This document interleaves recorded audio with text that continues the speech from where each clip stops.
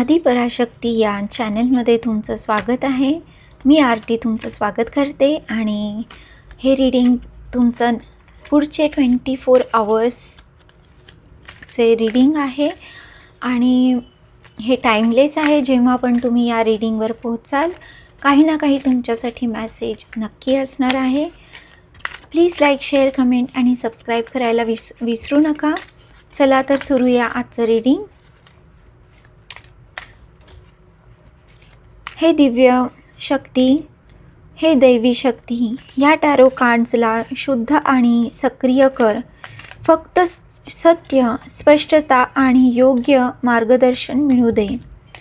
ही reading सर्वोच्च हितासाठी असू दे. ही रीडिंग योग्य वेळी योग्य लोकांपर्यंत पोहोचू दे.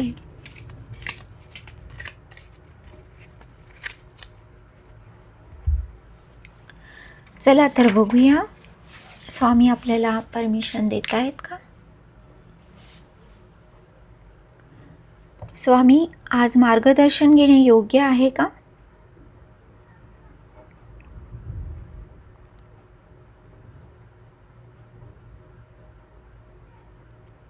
या वाचनाशी जुळणाऱ्या प्रेक्षकांसाठी सामूहिक मार्गदर्शन शेअर करणे योग्य आहे का?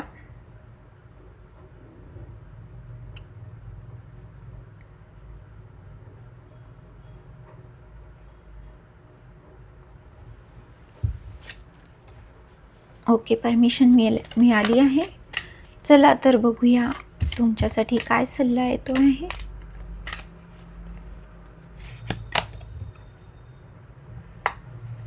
एट ऑफ वॉन्ड्स,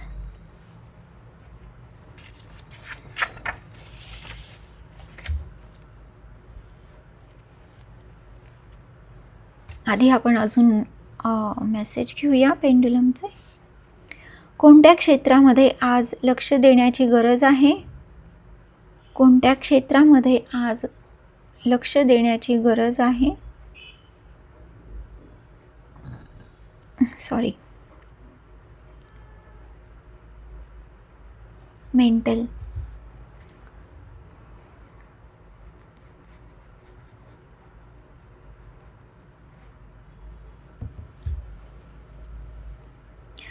मेंटल याची इंटेन्सिटी किती आहे? -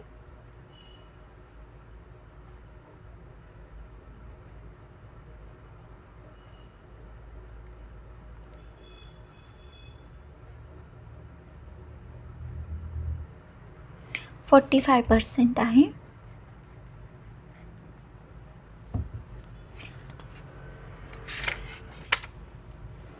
आणि बघूया गायडन्स, डायरेक्शन काय आहे आजचं.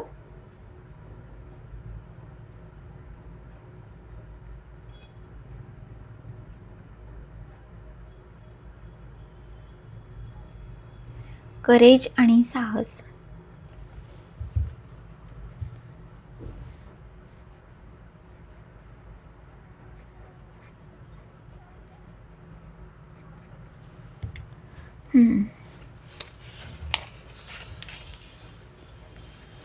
तर 8 ऑफ वॉन्ड्स हे ना फास्ट मूविंग एनर्जी आहे आणि कुठलंही काम तुम्हाला असं वाटेल येणाऱ्या 24 तासात की खूप घाईने करायचं आहे किंवा घाई होईल, तर तसं करू नका. त्यांनी तुम्हाला मेंटल स्ट्रेस होऊ शकतो.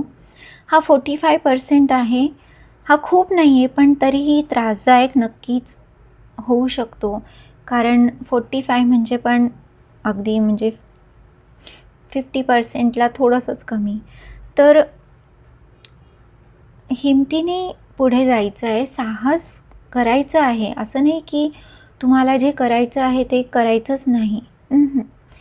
तुम्हाला ॲक्शन घ्यायची आहे, पण घाई नाही करायची त्याच्यामागे. नाहीतर काय होईल ना, तुमचा मेंटल स्ट्रेस वाढेल आणि ज्या गोष्टी सुरळीत होऊ शकत होत्या त्याच्यामध्ये अडथळे येईल आणि उगीचच म्हणजे गोंधळ वाढेल. तर त्यामुळे ना slow and steady win the race जे म्हणतात ना, त्या पद्धतीने आपल्याला वाटचाल करणं योग्य राहील. 24 आवर्सचं हे रीडिंग आहे आणि हे टाईमलेस आहे. तुम्ही कधी पण जेव्हाही कोणत्याही व्हिडिओवर माझ्या याल तर तुमच्यासाठी काही ना काही मेसेज इथे असणार आहे. ठीक आहे. तर हा तुम्हाला खूपच महत्त्वाचा सल्ला इथे स्वामींनी दिलेला आहे.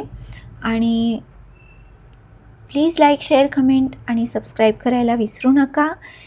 आणि परत भेटूया आपण पुढच्या रीडिंगमध्ये. तोपर्यंत खुश राहा आणि काळजी घ्या.